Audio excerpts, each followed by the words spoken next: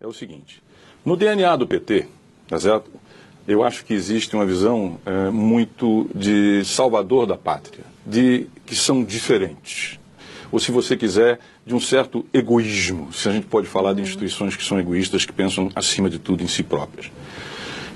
Eles ficaram fora, eles foram contra a anistia, tá certo? Em boa parte.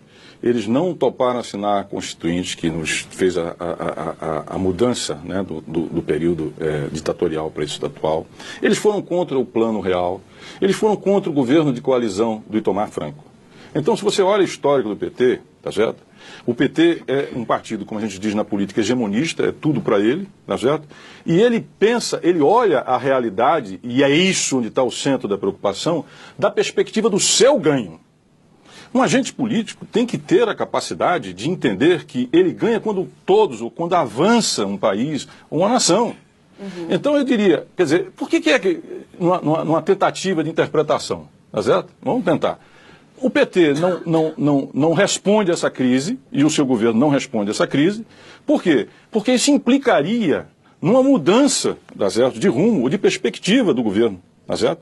Que teria que, de fato, tá certo, estender ou pedir desculpas, ou procurar buscar aliados, sair efetivamente do seu isolamento, ceder espaço, ceder poder, tá certo? Em nome de você manter ou de sair dessa situação. Mas o histórico do PT não aponta nesse sentido, tá certo?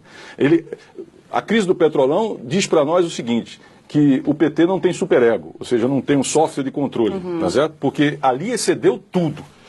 Tudo que nós poderíamos imaginar. É uma corrupção generalizada. Ali é perplexidade, tá certo? Ali é perplexidade. É você dizer o seguinte: eu estou me lixando para a institucionalidade. Eu estou me lixando. A tua moral é uma, a minha é outra. O Trotsky tinha um livro lá atrás, nos tempos do comunismo, do bolchevismo, que se chamava A Moral Deles e a Nossa. É um livrinho pequenininho, em que ele diz o seguinte, que o revolucionário tem a sua própria moral. E não tem essa moral burguesa, essa coisa aí não funciona. O PT é meio assim. Não é bastante assim. Tem a moral dele, que se autodenomina um intérprete dos excluídos, dos pobres e etc, etc. Dele, é verdade dele. Ele é, como era o Stalin no passado, né? O pai do povo, o pai do proletariado, o guia celestial. Então, essa missão auto-imposta do PT, que lembra um pouco no plano global, por exemplo, dos Estados Unidos, que tem um destino, um manifesto, etc, etc, né? Transpondo as coisas, implica que o PT ele tente superar e avançar e levar adiante por ele próprio, sem considerar os outros, mas pensando sobretudo no cálculo dele. E isso nos leva para o abismo. Quando o senhor diz o cálculo dele, é assim: me dê o meu aqui, sim, me dê o meu na corrupção, esse tanto é meu, não, e faça o que quiser com o resto, que eu não estou nem aí dentro isso é a Petrobras, isso é a Petrobras. O PT se tornou sócio das empresas que estavam dentro da Petrobras. E falava para eles o seguinte: olha, faz o que você... Passadina não vai passar nunca, tá certo? Porque o histórico, a narrativa de Passadina, tá certo?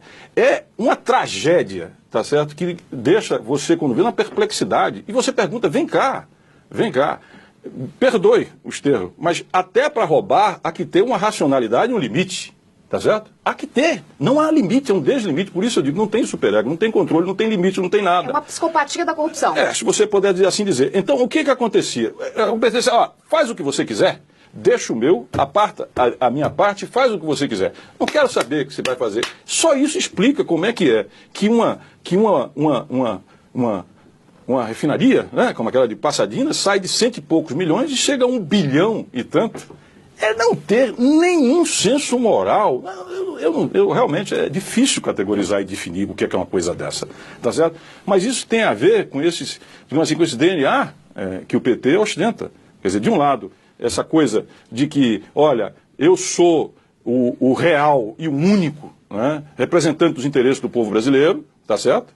E isso representa um enorme, tá certo, sentimento, o egoísmo. Quer dizer, se eu sou o intérprete do povo brasileiro, então tudo que é bom para mim é bom para o povo brasileiro, e o resto que se dane, tá certo? E eu sei que é bom e faço do jeito que é, e mantenho o Congresso com mensalão, e depois eu pego o dinheiro do Petrolão e financio o partido e mantenho o poder e acabou. Só que a barca virou.